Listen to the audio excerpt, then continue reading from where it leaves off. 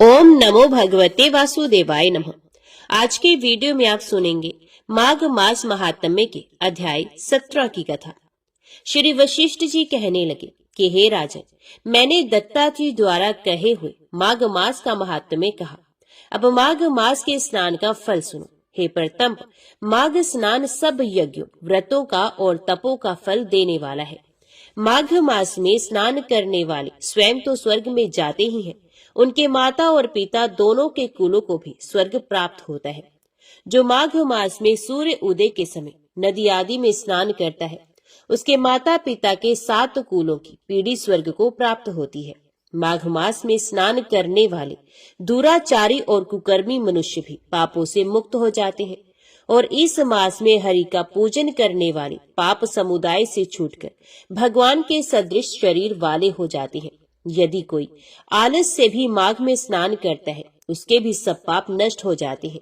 जैसे गंधर्व कन्याएं राजा के श्राप से भयंकर कल को भोगती हुई लोमश ऋषि के वचन से माघ में स्नान करने से पापों से छूट गए। ये वार्ता सुनकर राजा दिलीप विनय से पूछने लगे कि गुरुदेव, ये कन्याएं किसकी थी?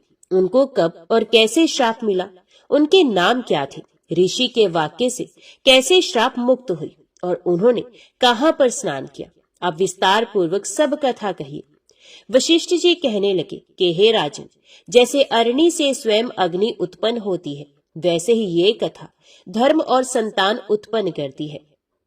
हे राजन, सुख संगीत नामक गंधर्व की कन्या का नाम विमोहिनी था।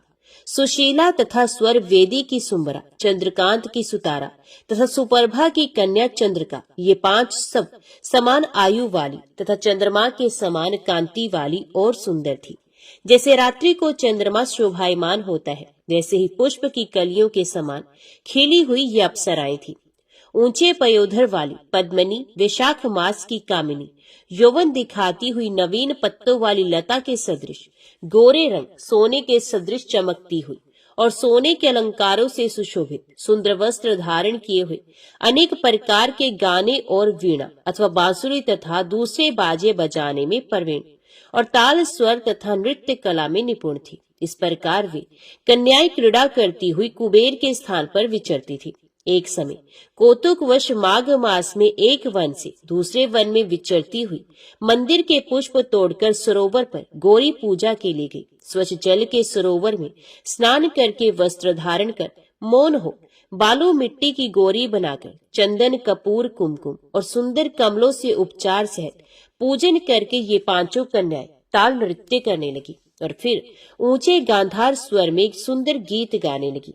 जब ये कन्याएं नाचने और गाने में लीन थी, तो उस समय अशोध नामक उत्तम तीर्थ में वेद निधि नाम के मुनि के पुत्र अग्निप ऋषि स्नान को गए। ये युवा ऋषि सुंदर मुख, कमल सदृश नयन, विशाल छाती, सुंदर भुजाओं वाला दूसरे कामदेव के समान था। शिखा सहित दंड लिए, मृग चरम ओढ़े, यज्ञोपवीत धारण किए हुए था। उसको देखकर 5 कन्याएं मुग्ध हो गई और उसका रूप व यौवन देखकर कामदेव से पीड़ित हो देखो देखो ऐसा कहती हुई उस ब्राह्मण के चित्त में कामदेव का डर उत्पन्न करने लगी और आपस में विचार करने लगी कि यह कौन है? रति रहित होने से कामदेव नहीं और एक होने से अश्विनी कुमार नहीं। ये कोई गंधर्व या किन्नर या काम रूप धारण कर कोई सिद्ध या किसी ऋषि का श्रेष्ठ पुत्र या मनुष्य है। कोई भी हो, ब्रह्मा जी ने इसको हमारे लिए ही बनाया है। जैसे पूर्व कर्म के प्रभाव से संपत्ति प्राप्त होती है, वैसे ही गौरी जी ने हम कुमारियों के लिए श्रेष्ठ वर दिया है। और आपस में ये तुम्हारा वर है या मेरा अथवा सबका, ऐसा कहने लगी। जिस समय उस ऋषि पुत्र ने अपनी मध्याह्न की क्रिया करके ऐसे वचन सुने, तो वे सोचने लगा कि ये तो बहुत बड़ी समस्या उत्पन्न हो गई। ब्रह्मा विष्णु महेश आदि देवता तथा बड़े योगेश्वर भी स्त्रियों के भ्रमजाल में मोहित हो गए हैं। इनके तीक्ष्ण बाणों से किसका मन रूपी हिरण घायल नहीं हो सकता? जब तक नीति और बुद्धि रहती है, तब तक पाप से भय रहता है।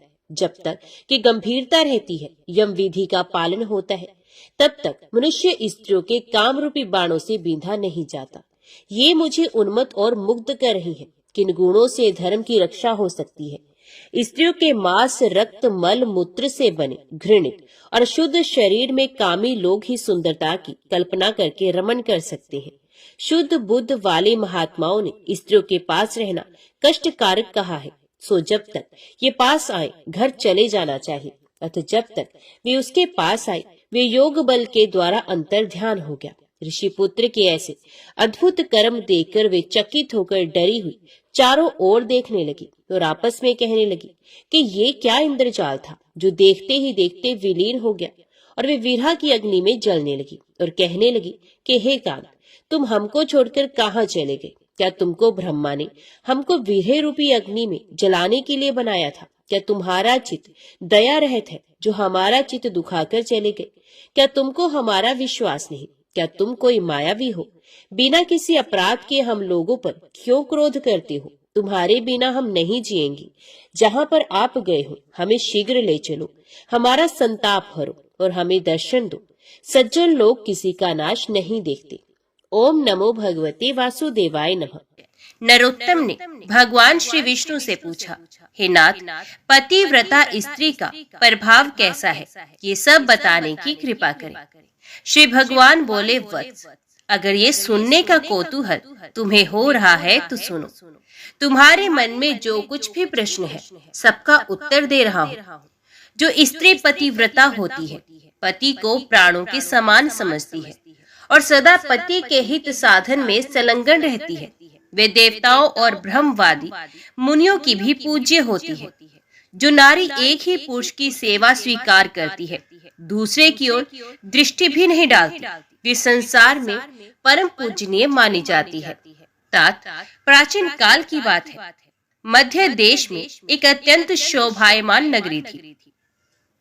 उसमें एक पतिव्रता ब्राह्मणी रहती थी। उसका नाम था शैब्या। उसका पति पूर्व जन्म के पाप से कोढ़ी हो गया था। उसके शरीर में अनेकों घाव हो गए थे जो बराबर बहते रहते थे। शैब्या अपने ऐसे पति की सेवा में सदा संलग्न रहती थी। पति के मन में जो जो इच्छा होती उसे वे अपनी शक्ति के अनुसार अवश्य पूर्ण करती थी। प्रतिदिन देवता की भांति स्वामी की पूजा करती और दोष बुद्धि त्याग कर उसके प्रति विशेष स्नेह रखती थी। एक दिन उसके पति ने सड़क से जाती हुई एक परम सुंदरी वेश्या को देखा। उस पर दृष्टि पड़ते ही वे अत्यंत मोह के वशीभूत हो गया। उसकी चेतना पर कामदेव ने पूरा अधिकार कर लिया। वे दीर्घ काल तक लंबी सांस खींचता रहा और अंत में बहुत उदास हो गया। उसका उच्छ्वास सुनकर पतिव्रता घर से बाहर आई और अपने पति से पूछने लगी, नाथ, आप उदास क्यों हो गए हैं? आपने लंबी सांस कैसे खींची? प्रभु, आपको जो प्रिय हो वे कार्य मुझे बताइए। ये करने योग्य हो या ना हो, मैं आपके प्रिय कार्य को अवश्य पूर्ण करूंगी। एकमात्र आप ही मेरे गुरु हैं, प्रियतम है। पत्नी के इस प्रकार पूछने पर उसके पति ने कहा, प्रिय, उस कार्य को न तुम ही पूर्ण कर सकती हो और न मैं ही, अतः व्यर्थ बात करना उचित नहीं है। पतिव्रता बोली, हे नाथ, मुझे विश्वास है मैं आपका मनोरथ जानकर उस कार्य को सिद्ध कर सकूंगी। आप मुझे आज्ञा दीजिए। जिस किसी उपाय से हो सके मुझे आपका कार्य सिद्ध करना है। यदि आपके दुष्कर कार्य को मैं यत्न करके पूर्ण कर सकूं, तो इस लोक और परलोक में भी मेरा परम कल्याण होगा। कोढ़ी बोला, साध्वी, अभी अभी इस मार्ग से एक परम सुंदरी वेश्या जा रही थी। उसका शरीर सब ओर से मनोरम था। उसे देखकर मेरा हृदय काम अग्नि से दग्ध हो रहा है। यदि तुम्हारी कृपा से मैं उस नवयौवना को प्राप्त कर सकूं, तो मेरा जन्म सफल हो जाएगा। देवी, तुम उसे मिलाकर मेरा हित साधन करो। पति की कही हुई बात सुनकर पतिव्रता बोली, प्रभु, इस समय धैर्य रखिए, मैं यथाशक्ति आपका कार्य सिद्ध करूंगी। ये कहकर पतिव्रता ने मन ही मन कुछ विचार किया और रात्रि के अंतिम भाग उस काल में उठकर वे गोबर और झाड़ू ले तुरंत ही चल दी। जाते समय उसके मन में बड़ी प्रसन्नता थी। वैश्या के घर पहुंचकर उसने उसके आंगन और गली कूचे में झाड़ू लगाई तथा गोबर से लीप पोत कर लोगों की दृष्टि पड़ने के भय से वे शीघ्रता पूर्वक अपने घर लौट आई। इस प्रकार लगातार 3 दिनों तक पतिव्रता पतिव्रता ने वैश्या के घर में झाड़ू देने और लीपने का काम किया। उधर वे वैश्या अपने दास दासियों से पूछने लगी, आज आंगन की इतनी बढ़िया सफाई किसने की है? सेवकों ने परस्पर विचार करके वैश्या से कहा, भद्रे, घर की सफाई का ये काम हम लोगों ने तो नहीं किया है। ये सुनकर वैश्या को बड़ा विस्मय हुआ। उसने बहुत देर तक इसके विषय में विचार किया और रात्रि बीतने पर ज्यों ही वे उठी तो उसकी दृष्टि उस पतिव्रता ब्राह्मणी पर पड़ी जो पुनः टहल बजाने के लिए आई हुई थी। उस परम साध्वी पतिव्रता ब्राह्मणी को देखकर हाय हाय, आप ये क्या करती हैं? क्षमा कीजिए, रहने दीजिए। ये कहती हुई वैश्या ने उसके पैर पकड़ लिए और पुनः कहा, पतिव्रते, आप मेरी आयु, शरीर, संपत्ति, यश तथा कीर्ति इन सबका विनाश करने के लिए ऐसी चेष्टा कर रही हैं। साध्वी, आप जो जो वस्तु मांगे उसे निश्चय दूंगी। ये बात मैं दृढ़ निश्चय के साथ कह रही हूँ। स्वर्ण, रत्न, मणि, वस्त्र तथा और भी जिस किसी वस्तु की आपके मन में अभिलाषा हो उसे मांगिए। तब पतिव्रता ने उस वैश्या से कहा, मुझे धन की आवश्यकता नहीं है, तुम्ही से कुछ काम है। यदि करो तो उसे बताओ। उस कार्य की सिद्धि होने पर ही मेरे हृदय में संतोष होगा और तभी मैं ये समझूंगी कि तुमने इस समय मेरा सारा मनोरथ पूर्ण कर दिया। वैश्या बोली, पतिव्रते, आप जल्दी बताइए, मैं सच सच कहती हूँ, आपका अभिष्ट कार्य अवश्य करूंगी। माताजी, आप तुरंत ही अपनी आवश्यकता बताएं और मेरी रक्षा करें। पतिव्रता ने लजाते लजाते वे कार्य जो उसके पति को श्रेष्ठ एवं प्रिय जान पड़ता था कह सुनाया। उसे सुनकर वैश्या एक क्षण तक अपने कर्तव्य और उसके पति की पीड़ा पर कुछ विचार करती रही। दुर्गंध युक्त कोड़े मनुष्य के साथ संसर्ग करने की बात सोचकर उसके मन में बड़ा दुख हुआ। ये पतिव्रता से इस प्रकार बोली, देवी, यदि आपके पति मेरे घर पर आए तो मैं एक दिन उनकी इच्छा पूर्ण करूंगी।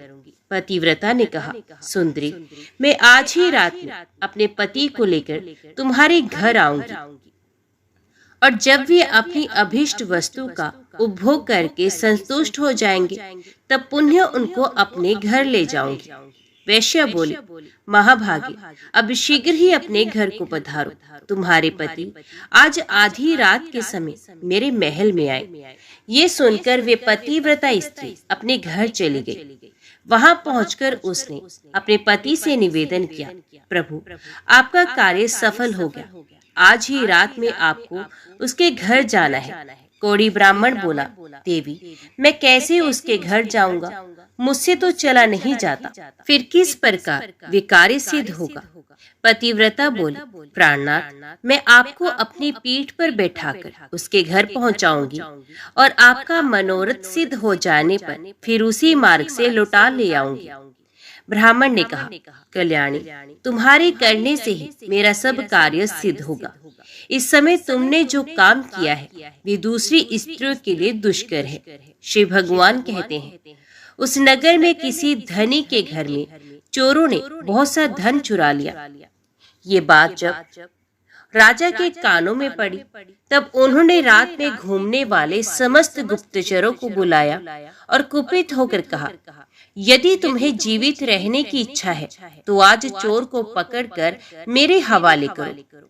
राजा की ये आज्ञा पाकर सभी गुप्तचर व्याकुल हो गए और चोर को पकड़ने की इच्छा से चल दिए। उस नगर के पास ही एक घना जंगल था जहाँ एक वृक्ष के नीचे महातेजस्वी मुनिवर मांडव्य समाधि लगा के बैठे थे। वे योग्यों में प्रधान महर्षि अग्नि के समान देदीप्यमान हो रहे थे। ब्रह्मा जी के समान तेजस्वी उन महामुनि को देखकर दुष्ट गुप्तचरों ने आपस में कहा, यही चोर है। ये धूर्त अद्भुत रूप बनाए इस जंगल में निवास करता है। यूं कहकर उन पापियों ने मुनि श्रेष्ठ मांडव्य को बांध लिया, किंतु उन कठोर स्वभाव वाले मनुष्यों से ना तो उन्होंने कुछ कहा और ना उनकी दृष्टिपात ही किया। जब गुप्तचर उन्हें बांधकर राजा के पास ले गए तो राजा ने कहा, आज मुझे चोर मिला है, तुम लोग इसे नगर के निकटवर्ती प्रवेश द्वार के मार्ग पर ले जाओ और चोर के लिए जो नियत दंड है वे इसे दो। उन्होंने मांडव्य मुनि को वहां ले जाकर मार्ग में गड़े हुए शूल पर रख दिया। वे शूल मुनि के गूदा द्वार से प्रविष्ट होकर मस्तक के पार हो गया। उनका सारा शरीर शूल से बिंध गया। इसी बीच में आधी रात के घोर अंधकार में, जबकि आकाश में घटाएं घिरी हुई थी, वे पतिव्रता ब्राह्मणी अपने पति को पीठ पर बिठाकर वैश्या के घर जा रही थी। वे मुनि के निकट से होकर निकली, अतः उस कोड़ी का शरीर मांडव्य मुनि के शरीर से छू गया। कोड़ी के संसर्ग से उनकी समाधि भंग हो गई। वे कुपित होकर बोले, जिसने इस समय मुझे गाढ़ वेदना का अनुभव कराने वाली कष्टमय अवस्था में पहुंचा दिया, वे सूर्य उदय होते होते भस्म हो जाए।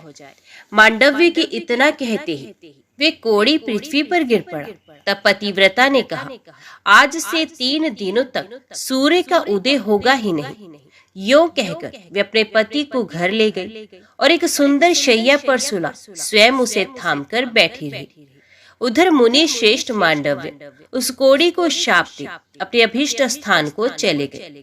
संसार में 3 दिनों के समय तक सूर्य का उदय होना रुक गया। चराचर प्राणियों से संपूर्ण त्रिलोकी व्यथित हो गई। ये देख समस्त देवता इंद्र को आगे करके ब्रह्मा जी के पास गए। सूर्य उदय ना होने का समाचार निवेदन करते हुए बोले, भगवान, सूर्य के उदय ना होने का क्या कारण है, ये हमारी समझ में नहीं आता। इस समय आप जो उचित हो वही करें। उनकी बात सुनकर ब्रह्मा जी ने पतिव्रता ब्राह्मणी और मांडव्य मुनि का सारा वृत्तांत कह सुनाया। तदंतर देवता विमानों पर आरूढ़ हो प्रजापति को आगे करके शीघ्र ही पृथ्वी पर उस कोड़ी ब्राह्मण के घर के पास गए। उनके विमानों की कांति तथा मुनियों के तेज से पतिव्रता के घर के भीतर सैकड़ों सूर्य का सा प्रकाश छा गया। उस समय हंस के समान तेजस्वी विमानों द्वारा आए हुए देवताओं को पतिव्रता ने देखा। जब अपने पति के समीप लेटी हुई थी, ब्रह्मा जी ने उसे संबोधित करके कहा, माता, संपूर्ण देवताओं, ब्राह्मणों और गो आदि प्राणियों की जिससे मृत्यु होने की संभावना है, ऐसा कार्य तुम्हें क्यों कर पसंद आया? सूर्य उदय के विरुद्ध जो तुम्हारा क्रोध है उसे त्याग दो। पतिव्रता बोली, भगवान, एकमात्र पति मेरे गुरु हैं। ये मेरे लिए संपूर्ण लोकों से बढ़कर है। सूर्य उदय होते ही मुनि के शाप से उनकी मृत्यु हो जाएगी। इसी हेतु से मैंने सूर्य को शाप दिया है। क्रोध, मोह, लोभ, मात्सर्य अथवा काम के वश में होकर मैंने ऐसा नहीं किया है। ब्रह्मा जी ने कहा, माता, जब एक के मृत्यु से तीनों लोगों का हित हो रहा है, ऐसी दशा में तुम्हें बहुत अधिक पुण्य मिलेगा। पतिव्रता बोली, पति का त्याग करके मुझे आपका परम कल्याण में सत्यलोक भी अच्छा नहीं लगता। ब्रह्मा जी ने कहा, देवी, सूर्य उदय होने पर जब सारी त्रिलोकी स्वस्थ हो जाएगी, तब तुम्हारे पति के भस्म हो जाने पर भी मैं तुम्हारा कल्याण साधन करूंगा। हम लोगों के आशीर्वाद से ये कोड़ी ब्राह्मण कामदेव के समान सुंदर हो जाएगा। ब्रह्मा जी के यूं कहने पर उस सती ने क्षण भर कुछ विचार किया। उसके बाद हाँ कहकर उसने स्वीकृति दे दी। फिर तो तत्काल सूर्य उदय हुआ और मुनि के शाप से पीड़ित ब्राह्मण राख का ढेर हो गया। फिर उस राख से कामदेव के समान सुंदर रूप धारण किए हुए वे ब्राह्मण प्रकट हुआ। ये देखकर समस्त पुरवासी बड़े विस्मय में पड़ गए। देवता प्रसन्न हो गए। सब लोगों का चित्त पूर्ण स्वस्थ हुआ। उस समय स्वर्गलोक से सूर्य के समान तेजस्वी एक विमान आया और वे साध्वी अपने पति के साथ उस पर बैठकर देवताओं के साथ स्वर्ग को चले गए। शुभा भी ऐसी ही पतिव्रता है, इसलिए वे मेरे समान है। उस तित्व के प्रभाव से वे भूत, भविष्य और वर्तमान तीनों कालों की बातें जानती है। जो मनुष्य इस परम उत्तम पुण्य में उपाख्यान को लोक में सुनाएगा, उसके जन्म जन्म के किए हुए पाप नष्ट हो जाएंगे। ब्राह्मण ने पूछा, भगवान, मांडव्य मुनि के शरीर में शूल का आघात कैसे लगा तथा पतिव्रता स्त्री के पति को कोढ़ का रोग क्यों हुआ? भगवान विष्णु बोले, मांडव्य मुनि जब बालक थे तब उन्होंने अज्ञान और मोहवश एक झिंगुर के गुदादेश में तिनका डालकर छोड़ दिया था। यद्यपि उन्हें उस समय धर्म का ज्ञान नहीं था, तथापि उस दोष के कारण उन्हें एक दिन और रात वैसा कष्ट भोगना पड़ा। किंतु मांडव्य मुनि ने समाधिस्थ होने के कारण शूलाघात जनित वेदना का पूरी तरह अनुभव नहीं किया। इसी प्रकार पतिव्रता के पति ने भी पूर्व जन्म में एक कोढ़ी ब्राह्मण का वध किया था। इसी से उसके शरीर में दुर्गंध युक्त कोढ़ का रोग उत्पन्न हो गया था। किंतु उसने ब्राह्मण को 4 गौरी दान और 3 कन्यादान किए थे। इससे उसकी पत्नी पतिव्रता हुई। उस पत्नी के कारण ही वे मेरी समता को प्राप्त हुआ। ब्राह्मण ने कहा, नाथ, यदि पतिव्रता का ऐसा महात्म्य है, तब तो जिस पुरुष की भी स्त्री व्यभिचारिणी ना हो, उसे स्वर्ग की प्राप्ति निश्चित है। सती स्त्री से सबका कल्याण होना चाहिए। भगवान श्री विष्णु बोले, ठीक है, संसार में कुछ स्त्रियां ऐसी उल्टा होती हैं, जो सर्वस्व अर्पण करने वाले पुरुष के प्रतिकूल आचरण करती हैं। उनमें जो सर्वथा आरक्षणीय है, जिसकी दुराचार से रक्षा करना असंभव हो, ऐसी स्त्री को तो मन से भी स्वीकार नहीं करना चाहिए। जो नारी काम के वशीभूत हो जाती है, वे निर्धन, कुरूप, गुणहीन तथा नीच कुल के नौकर पुरुष को भी स्वीकार कर लेती है। मृत्यु तक के संबंध जोड़ने से हम उसे हिचक नहीं आती। वे गुणवान, कुलीन, अत्यंत धनिक, सुंदर और रति कार्य में कुशल पति का भी परित्याग करके नीच पुरुष का सेवन करती है। विप्रवर, इस विषय में उमा नारद संवाद ही दृष्टांत है, क्योंकि नारद जी स्त्रियों की बहुत सी चेष्टाएं जानते हैं। नारद मुनि स्वभाव से ही संसार की प्रत्येक बात जानने की इच्छा रखते हैं। एक बार वे अपने मन से कुछ सोच विचार कर पर्वतों में उत्तम कैलाश गिरी पर गए। वहां उन महात्मा मुनि ने पार्वती जी को प्रणाम करके पूछा, देवी, मैं कामनियों की कुचेष्टाएं जानना चाहता हूँ। मैं इस विषय में बिल्कुल अनजान हूँ और विनीत भाव से प्रश्न कर रहा हूँ, अतः आप मुझे ये बात बताइए। पार्वती देवी ने कहा, नारद, युवती स्त्रियों का चित्त सदा पुरुषों में ही लगा रहता है, इसमें तनिक भी संदेह नहीं। नारी घी से भरे हुए घड़े के समान है और पुरुष दहकते हुए अंगारे के समान।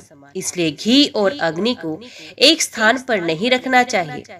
जैसे मत वाले हाथी को महावत अंकुश और मुग्दर की सहायता से अपने वश में करता है, उसी प्रकार स्त्रियों का रक्षक उन्हें दंड के बल से ही काबू में रख सकता है। बचपन में पिता, जवानी में पति और बुढ़ापे में पुत्र नारी की रक्षा करता है। उसे कभी स्वतंत्रता नहीं देनी चाहिए। सुंदरी स्त्री को यदि उसकी इच्छा के अनुसार स्वतंत्र छोड़ दिया जाए, तो पर पुरुष की प्रार्थना से अधीर होकर वे उसके आदेश के अनुसार व्यभिचार में प्रवृत्त हो जाती है। जैसे तैयार की हुई रसोई पर दृष्टि न रखने से उस पर कोई और कुत्ते अधिकार जमा लेते हैं, उसी प्रकार युक्ति नारी स्वच्छंद होने पर व्यभिचारिणी हो जाती है। फिर उस उल्टा के संसर्ग से सारा कुल दूषित हो जाता है। पराय बीज से उत्पन्न होने वाला मनुष्य वर्ण संकर कहलाता है। सदाचारिणी स्त्री पितृकुल और पतिकुल दोनों कुलों का सम्मान बढ़ाती है, उन्हें कायम रखती है। साध्वी नारी अपने कुल का उद्धार करती है और दुराचारिणी उसे नरक में गिराती है। कहते हैं, संसार में स्त्री के ही अधीन स्वर्ग, कुल, कलंक, यश, अपयश, पुत्र, पुत्री और मित्र आदि की स्थिति है। इसलिए विद्वान पुरुष संतान की इच्छा से विवाह करे। जो पापी पुरुष मोहवश किसी साध्वी स्त्री को दूषित करके छोड़ देता है, वे उस स्त्री की हत्या का पाप भोगता हुआ नरक में गिरता है। जो पराई स्त्री के साथ बलात्कार करता अथवा उसे धन का लालच देकर फंसाता है, वे संसार में स्त्री हत्यारा कहलाता है और मरने के पश्चात घोर नरक में पड़ता है। पराई स्त्री का अपहरण करके मनुष्य चांडाल कुल में जन्म लेता है। इसी प्रकार पति के साथ वंचना करने वाली व्यभिचारिणी स्त्री चिरकाल तक नरक भोगकर कोई की योनि में जन्म लेती है और उचिष्ट एवं दुर्गंध युक्त पदार्थ खा खाकर जीवन बिताती है। तदंतर मनुष्य योनि में जन्म लेकर विधवा होती है। जो माता गुरु पत्नी, ब्राह्मणी, राजा की रानी या दूसरे किसी प्रभु पत्नी के साथ समागम करता है वे अक्षय नरक में गिरता है। बहन, भांजे की स्त्री, बेटी, बेटे की बहू, चाची, मामी, बुआ तथा मौसी आदि अन्यान्य स्त्रियों के साथ समागम करने पर भी कभी नरक से उद्धार नहीं होता। यही नहीं, उसे ब्रह्म हत्या का पाप भी लगता है तथा वे अंधा, गूंगा और बहरा होकर निरंतर नीचे गिरता जाता है। उस अधपतन से उसका कभी बचाव नहीं हो पाता है। ब्राह्मण ने पूछा, भगवान, ऐसा पाप करके मनुष्य का उससे किस प्रकार उद्धार हो सकता है?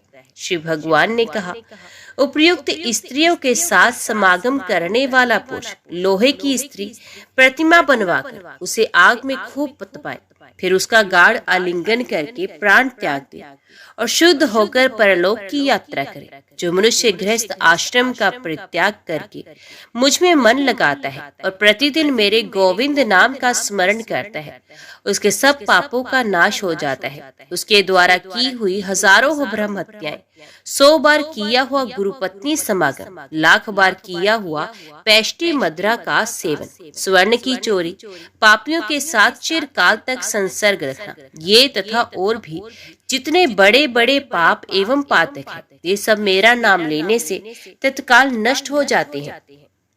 ठीक उसी तरह जैसे अग्नि के पास पहुंचने पर रुई के ढेर जल जाते हैं, अतः मनुष्य को उचित है कि वे मेरे गोविंद नाम का स्मरण करके पवित्र हो जाए। परंतु जो नाम के भरोसे पाप करता है, नाम उसकी रक्षा कभी नहीं करता, अथवा जो प्रतिदिन मुझ गोविंद का कीर्तन और पूजन करते हुए गृहस्थ आश्रम में निवास करता है, वे पाप से तर जाता है। तात गंगा के रमणीय तट पर चंद्र ग्रहण की मंगलमय वेला में करोड़ों गोदान करने से मनुष्यों को जो फल मिलता है, उससे 1000 गुना अधिक फल गोविंद का कीर्तन करने से प्राप्त होता है। कीर्तन करने वाला मनुष्य मेरे वैकुंठ धाम में सदा निवास करता है। पुराण में मेरी कथा सुनने से मानव मेरी समानता प्राप्त करता है। जो पुराण की कथा सुनाता है उसे मेरा सायुज्य प्राप्त होता है। अतः प्रतिदिन पुराण का श्रवण करना चाहिए। पुराण धर्मों का संग्रह है। विप्रवर, अब मैं सती स्त्रियों में जो अत्यंत उत्कृष्ट गुण होते हैं उनका वर्णन करता हूँ। सती स्त्री का वंश शुद्ध होता है, वहाँ सदा लक्ष्मी निवास करती है। सती के पितृकुल और पति कुल दोनों कुलों को तथा उसके स्वामी को भी स्वर्गलोक की प्राप्ति होती है। जो स्त्रियां अपने जीवन का पूर्व काल पुण्य पाप मिश्रित कर्मों में व्यतीत करके पीछे भी पतिव्रता होती हैं, उन्हें भी मेरे लोक की प्राप्ति हो जाती है। जो स्त्री अपने स्वामी का अनुगमन करती है, वे शराबी, ब्रह्म हत्यारे तथा सब प्रकार के पापों से लदे हुए पति को भी पाप मुक्त करके अपने साथ स्वर्ग में ले जाती है। जो मरे हुए पति के पीछे प्राण त्याग करके जाती है, उसे स्वर्ग की प्राप्ति निश्चित है। जो नारी पति का अनुगमन करती है, वे मनुष्य के शरीर में जितने 3.5 करोड़ रोम होते हैं, उतने ही वर्षों तक स्वर्गलोक में निवास करती है। यदि पति की मृत्यु कहीं दूर हो जाए तो उसका कोई चिन्ह पाकर जो स्त्री चीता की अग्नि में प्राण त्याग करती है, वे अपने पति का पाप से उद्धार करती है। जो स्त्री पति व्रता होती है, उसे चाहिए कि यदि पति की मृत्यु परदेश में हो जाए तो उसका कोई चिन्ह प्राप्त करे और उसे ही ले अग्नि में शयन करके स्वर्गलोक की यात्रा करे। यदि ब्राह्मण जाति की स्त्री मरे हुए पति के साथ चित अग्नि में प्रवेश करे तो उसे आत्मघात का दोष लगता है, जिससे ना तो वे अपने को न अपने पति को ही स्वर्ग में पहुंचा सकती है। इसलिए ब्राह्मण जाति की स्त्री अपने मरे हुए पति के साथ जलकर ना मरे, ये ब्रह्मा जी की आज्ञा है। ब्राह्मणी विधवा को वैधव्य व्रत का आचरण करना चाहिए। जो विधवा एकादशी का व्रत नहीं रखती, वे दूसरे जन्म में भी विधवा ही होती है तथा प्रत्येक जन्म में दुर्भाग्य से पीड़ित रहती है। मछली मांस खाने और व्रत ना करने से वे चिरकाल तक नरक में रहकर वे कुत्ते की योनि में जन्म लेती है। जो कुल नाशनी विधवा दुराचारिणी होकर मैथुन कराती है, वे नरक यातना भोगने के पश्चात 10 जन्मों तक गीधनी होती है, फिर 2 जन्मों तक लोमड़ी होकर पीछे मनुष्य योनि में जन्म लेती है। उसमें भी बाल विधवा होकर दासी भाव को प्राप्त होती है। ब्राह्मण ने कहा, भगवान, यदि आपका मुझ पर अनुग्रह है तो अब कन्यादान के फल का वर्णन कीजिए, साथ ही उसकी यथार्थ विधि भी बताइए। श्री भगवान बोले, हे ब्राह्मण, रूपवान, गुणवान, कुलीन, तरुण, समृद्धिशाली और धन धान्य से संपन्न वर को कन्यादान करने का जो फल होता है उसे श्रवण करो। जो मनुष्य आभूषणों से युक्त कन्या का दान करता है उसके द्वारा पर्वत, वन और काननों सहित संपूर्ण पृथ्वी का दान हो जाता है। जो पिता कन्या का शुल्क लेकर खाता है वे नरक में पड़ता है। जो मूर्ख अपनी पुत्री को बेच देता है उसका कभी नरक से उद्धार नहीं होता। जो लोभवश अयोग्य पुरुष को कन्यादान देता है वे रोरक नरक में पड़कर अंत में चांडाल होता है।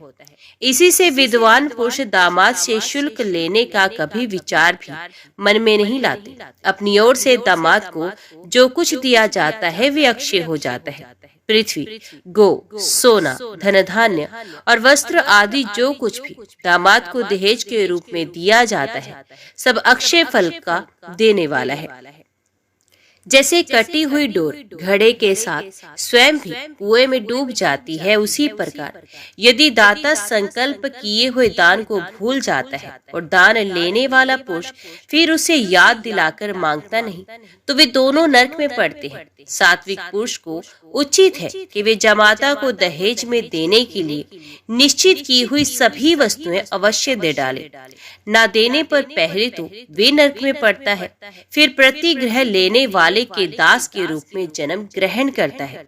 जो बहुत खाता हो, अधिक दूर रहता हो, अत्यधिक धनवान हो, जिसमें अधिक दुष्टता हो, जिसका कुल उत्तम ना हो तथा जो मूर्ख हो, इन 6 को कन्या नहीं देनी चाहिए। इसी प्रकार अति वृद्ध, अत्यंत दीन, रोगी, अति निकट रहने वाले, अत्यंत क्रोधी और असंतुष्ट, इन 6 व्यक्तियों को भी कन्यादान नहीं करना चाहिए। इन्हें कन्या देकर मनुष्य नरक में पड़ता है।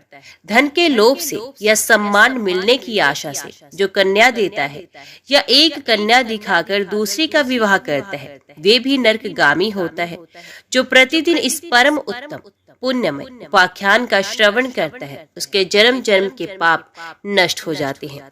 ब्राह्मण ने कहा, प्रभु, यदि मुझ पर आपकी कृपा हो तो अब तुलाधार के चरित्र और अनुपम प्रभाव का पूरा पूरा वर्णन कीजिए। श्री भगवान बोले, जो सत्य का पालन करते हुए लोभ और दोष बुद्धि का त्याग करके प्रतिदिन कुछ दान करता है उसके द्वारा मानो नित्य प्रति उत्तम दक्षिणा से युक्त 100 यज्ञों का अनुष्ठान होता रहता है। सत्य से सूर्य का उदय होता है, सत्य से ही वायु चलती रहती है, सत्य के ही प्रभाव से समुद्र अपनी मर्यादा का उल्लंघन नहीं करता और भगवान कश्यप इस पृथ्वी को अपनी पीठ पर धारण किए रहते हैं। सत्य से ही तीनों लोक और समस्त पर्वत टिके हुए हैं। जो सत्य से भ्रष्ट हो जाता है उस प्राणी को निश्चय ही नरक में निवास करना पड़ता है। जो सत्यवाणी और सत्य कार्य में सदा संलग्न रहता है वे इसी शरीर से भगवान के धाम में जाकर भगवत स्वरूप हो जाता है। सत्य से ही समस्त ऋषि मुनि मुझे प्राप्त होकर शाश्वत गति में स्थित हुए हैं।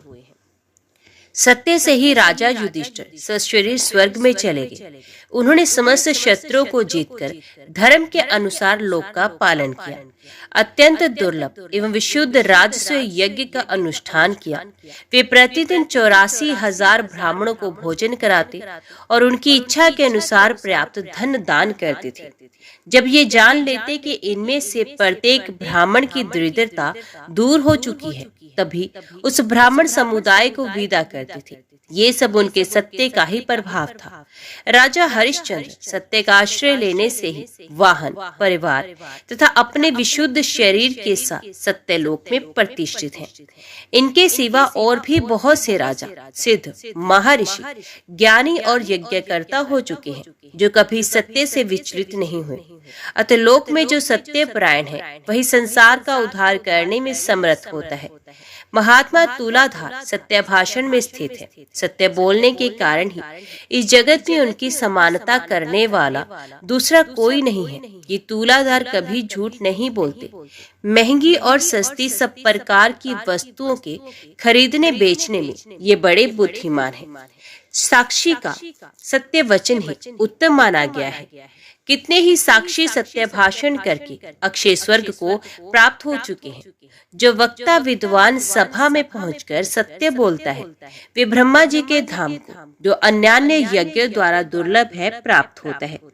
जो सभा में सत्य भाषण करता है, उसे अश्वमेध यज्ञ का फल मिलता है। लोभ और द्वेषवश झूठ बोलने से मनुष्य रौरव नरक में पड़ता है। तुलाधार सबके साक्षी हैं। वे मनुष्यों में साक्षात सूर्य ही हैं। विशेष बात यह है कि लोभ का परित्याग कर देने के कारण मनुष्य स्वर्ग में देवता होता है। एक महान भाग्यशाली शूद्र था जो कभी लोभ में नहीं पड़ता था। वे साग खाकर, बाजार से अन्न के दाने चुनकर तथा खेतों से धान की बालें बीनकर बड़े दुख से जीवन निर्वाह करता था। उसके पास 2 फटे पुराने वस्त्र थे तथा वे अपने हाथों से ही सदा पात्र का काम लेता था। उसे कभी किसी वस्तु का लाभ नहीं हुआ, तथापि वे पराया धन नहीं लेता था। एक दिन मैं उसकी परीक्षा करने के लिए 2 नवीन वस्त्र लेकर गया और नदी के तीर पर एक कोने में उन्हें आदर पूर्वक रखकर अन्यत्र जा खड़ा हुआ। शूद्र ने उन दोनों वस्त्रों को देखकर भी मन में लोभ नहीं किया। ये समझकर ये किसी और के पड़े होंगे, चुपचाप घर चला गया। तब ये सोचकर कि बहुत थोड़ा लाभ होने के कारण ही उसने इन वस्त्रों को नहीं लिया होगा, मैंने गूलर के फल में सोने का टुकड़ा डालकर उसे वहीं रख दिया। मगध प्रदेश नदी का तट और कोने का निर्जन स्थान, ऐसी जगह पहुंचकर उसने उस अद्भुत फल को देखा। उस पर दृष्टि पड़ते ही वे बोल उठा, बस ये तो कोई कृत्रिम विधान दिखाई देता है। इस समय इस फल को ग्रहण कर लेने पर मेरी अलोभ वृद्धि नष्ट हो जाएगी। इस धन की रक्षा करने में बड़ा कष्ट होता है। यह अहंकार का स्थान है। जितना ही लाभ होता है उतना ही लोभ बढ़ता जाता है। लाभ से ही लोभ की उत्पत्ति होती है। लोभ से ग्रस्त मनुष्य को सदा ही नरक में रहना पड़ता है। यदि ये गुणहीन द्रव्य मेरे घर में रहेगा तो मेरी स्त्री और पुत्रों को उन्माद हो जाएगा।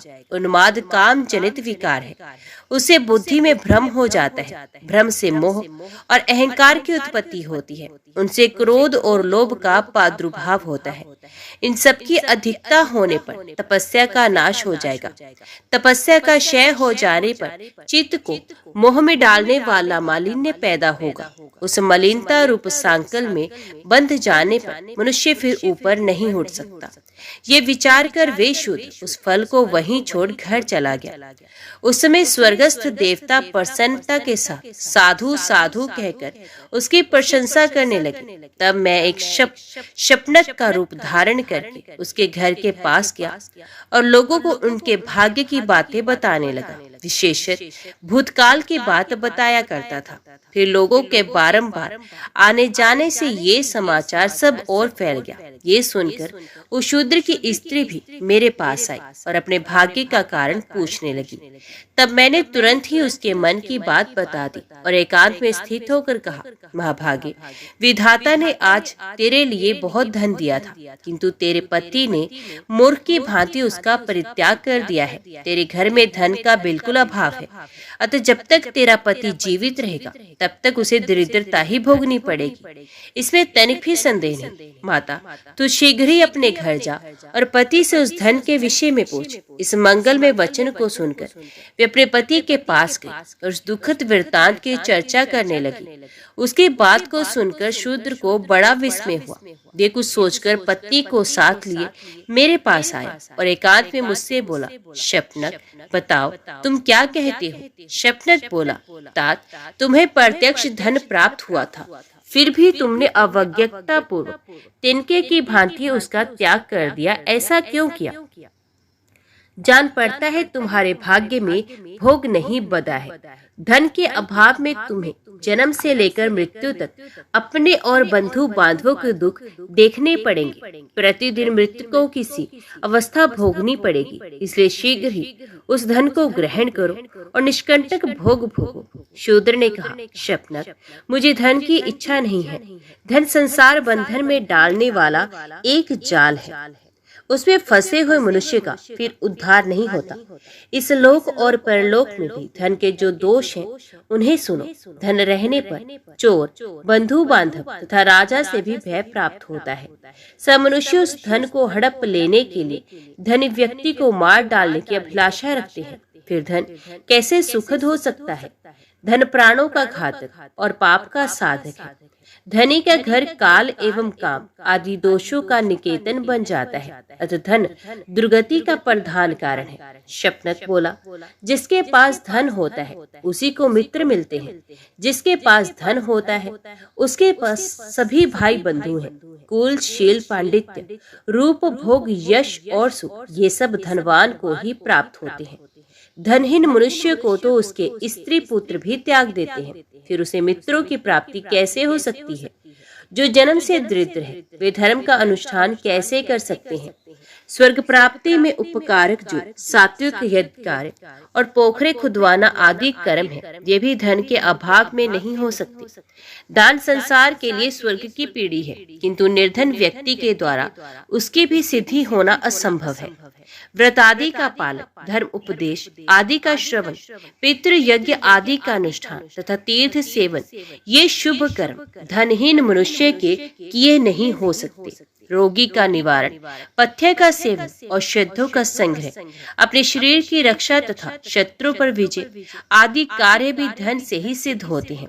इसलिए जिसके पास बहुत धन हो उसकी को इच्छा अनुसार भोग प्राप्त हो सकते हैं। धन रहने पर तुम दान से ही शीघ्र स्वर्ग की प्राप्ति कर सकते हो। शूद्र ने कहा, कामनाओं का त्याग करने से समस्त व्रतों का पालन हो जाता है। क्रोध छोड़ देने से तीर्थों का सेवन हो जाता है। दया ही जप के समान है। संतोष ही शुद्ध धन है। अहिंसा ही सबसे बड़ी सिद्धि है। शिलोश्रुति ही उत्तम जीविका है। साग का भोजन अमृत के समान है। उपवास ही उत्तम तपस्या है। संतोष ही मेरे लिए बहुत बड़ा भोग है। कौड़ी का दान ही मुझ जैसे व्यक्ति के लिए महादान है। पराई स्त्रियों, माता और पराया धन मिट्टी के ढेले के समान है। परी स्त्री सर्पणी के समान महाभयंकर है। यही सब मेरा यज्ञ है। गुणनिधे, इसी कारण मैं उस धन को नहीं ग्रहण करता। ये मैं सच सच बता रहा हूँ। कीचड़ लगाकर धोने की अपेक्षा दूर से उसका स्पर्श ना करना ही अच्छा है। श्री भगवान कहते हैं, नरश्रेष्ठ, उस शूद्र के इतना कहते ही संपूर्ण देवता उसके शरीर और मस्तक पर फूलों की वर्षा करने लगे। देवताओं के नगारे बज उठे। गंधर्वों का गान होने लगा। तुरंत ही आकाश से विमान उतर आया। देवताओं ने कहा, धर्मात्मन, इस विमान पर बैठो और सत्यलोक में चलकर दिव्य भोगों का उपभोग करो। तुम्हारे उपभोग काल का कोई प्रमाण नहीं है। अनंत काल तक तुम्हें पुण्यों का फल भोगना है। देवगणों के योग कहने पर शूद्र बोला, इस शपनक को ऐसा ज्ञान, ऐसी चेष्टा और इस प्रकार भाषण की शक्ति कैसे प्राप्त हुई? इसके रूप में भगवान विष्णु, शिव, ब्रह्मा, शुक्र अथवा बृहस्पति, इनमें से तो कोई नहीं है। अथवा मुझे छलने के लिए साक्षात धर्म ही तो यहाँ नहीं आए हैं। शूद्र के ऐसा वचन सुनकर शपनक के रूप में उपस्थित हुआ। मैं हंसकर बोला, महामुने, मैं साक्षात विष्णु हूँ। तुम्हारे धर्म को जानने के लिए यहाँ आया था। अब तुम अपने परिवार सहित विमान पर बैठकर स्वर्ग को जाओ। तदंतर वे शूद्र दिव्य आभूषण और दिव्य वस्त्रों से सुशोभित सहसा परिवार से स्वर्गलोक को चला गया। इस प्रकार उस शूद्र परिवार के सब लोग लोभ त्याग देने के कारण स्वर्ग से धारे। बुद्धिमान तुलाधार धर्मात्मा है। वे सत्य धर्म में प्रतिष्ठित है। इसलिए देशांतर में होने वाली बातें भी उन्हें ज्ञात हो जाती हैं। तुलाधार के समान प्रतिष्ठित व्यक्ति देवलोक में भी नहीं है। जो मनुष्य सब धर्मों में प्रतिष्ठित होकर इस पवित्र उपाख्यान का श्रवण करता है, उसके जन्म जन्म के पाप तत्काल नष्ट हो जाते हैं। एक बार के पाठ से उसे सब यज्ञों का फल मिल जाता है। वे लोक में श्रेष्ठ और देवताओं का भी पूज्य होता है। तदंतर मूक चांडाल आदि सभी धर्मात्मा परम धाम जाने की इच्छा से भगवान के पास आए। उनके साथ उनकी स्त्रियां तथा अन्यान्य परकर भी थे। इतना ही नहीं, उनके घर के आसपास जो छिपकलियां तथा नाना प्रकार के कीड़े मकोड़ी आदि थे, वे देव स्वरूप होकर उनके पीछे पीछे जाने को उपस्थित थे। उस समय देवता, सिद्ध और महर्षि गण धन्य धन्य के नारे लगाते हुए फूलों की वर्षा करने लगे। विमानों और वनों में देवताओं के नगारे बजने लगे। ये सब महात्मा अपने अपने विमान पर आरूढ़ हो विष्णु धाम को पधारे। ब्राह्मण नरोत्तम ने यह अद्भुत दृश्य देखकर श्री जनार्दन से कहा, देवेश मधुसूदन, मुझे कोई उपदेश कीजिए। श्री भगवान बोले, तात, तुम्हारे माता पिता का चित्त शोक से व्याकुल हो रहा है। उनके पास शीघ्र जाओ। उनकी यत्न पूर्वक आराधना करके तुम शीघ्र ही मेरे धाम में जाओगे। माता पिता के समान देवता देवलोक में भी नहीं है। उन्होंने शैशव काल में तुम्हारे घिनौने शरीर का सदा पालन किया है, उसका पोषण करके बढ़ाया है। तुम अज्ञान दोष से युक्त थे। माता पिता ने तुम्हें सज्ञान बनाया है। चराचर प्राणियों से समस्त लोकी में भी उनके समान पूज्य कोई नहीं है। व्यास जी कहते हैं, तदंतर देवगण, मूक चांडाल, पतिव्रता शुभा, तुलाधार वैश्य, सज्जन आद्रोह और वैष्णव संत, इन 5 महात्माओं को साथ ले प्रसन्नता पूर्वक भगवान की स्तुति करते हुए वैकुंठ धाम में पधारे। वे सभी अच्युत स्वरूप होकर संपूर्ण लोकों के ऊपर स्थित थे। नरोत्तम ब्राह्मण ने भी यत्न पूर्वक माता पिता की आराधना करके थोड़े काल में ही कुटुंब से भगवत धाम को प्राप्त किया। शिष्यगण, ये 5 महात्माओं का पवित्र उपाख्यान मैंने तुम्हें सुनाया है। जिसका पाठ अथवा श्रवण करेगा उसकी कभी दुर्गति नहीं होगी। वे ब्रह्म हत्या आदि पापों से कभी लिप्त नहीं हो सकता। मनुष्य करोड़ों गोदान करने से जिस फल को प्राप्त करता है, पुष्कर तीर्थ और गंगा नदी में स्नान करने से उसे जिस फल की प्राप्ति होती है, वही फल एक बार इस उपाख्यान के सुनने मात्र से मिल जाता है। ब्राह्मणों ने कहा, मुनि श्रेष्ठ, यदि हम लोगों पर आपका अनुग्रह हो तो उन श्रेष्ठ कर्मों का वर्णन कीजिए जिनसे संसार में कीर्ति और धर्म की प्राप्ति होती है। व्यास जी ने कहा, जिसके खुदवाए हुए पोखरे में अथवा वन में गोए 1 मास या 7 दिनों तक तृप्त रहती हैं, ये पवित्र होकर संपूर्ण देवताओं द्वारा पूजित होता है। प्रतिष्ठा के द्वारा पवित्र हुई पोखरी के जल का दान करने से जो फल होता है, वे सब सुनो। पोखरे में जब मेघ वर्षा करता है, उसमें जल के जितने छींटे उछलते हैं, उतने ही 1000 वर्षों तक पोखरा बनवाने वाला मनुष्य स्वर्गलोक का सुख भोगता है। जल से खेती पकती है, जिससे मनुष्य को प्रसन्नता होती है। जल के बिना प्राणों का धारण करना असंभव है। पितरों का तर्पण, शौच, सुंदर रूप और दुर्गंध का नाश, ये सब जल पर ही निर्भर है। इस जगत में संग्रह किए हुए संपूर्ण बीजों का आधार जल ही है। कपड़े धोना और बर्तनों को मांज धोकर चमकीला बनाना भी जल के ही अधीन है। इसी से प्रत्येक कार्य में जल को पवित्र माना गया है। अतः सब प्रकार से प्रयत्न करके सारा बल और सारा धन लगाकर बावले कुआं तथा पोखरा बनवाने चाहिए। जो निर्जल प्रदेश में जलाशय बनवाता है, उसे प्रतिदिन इतना पुण्य प्राप्त होता है जिससे वे एक एक दिन के पुण्य के बदले एक एक कल्प तक स्वर्ग में निवास करता है। जो पुरुष प्रतिदिन दूसरों के उपकार के लिए 4 हाथ कुआं खोदता है, वे एक एक वर्ष के पुण्य का एक एक कल्प तक स्वर्ग में रहकर उपभोग करता है। जलाशय बनाने का उपदेश देने वाले को 1 करोड़ वर्षों तक स्वर्ग का निवास प्राप्त होता है तथा जो स्वयं जलाशय बनवाता है उसका पुण्य अक्षय होता है। ओम नमो भगवते वासुदेवाय नमः।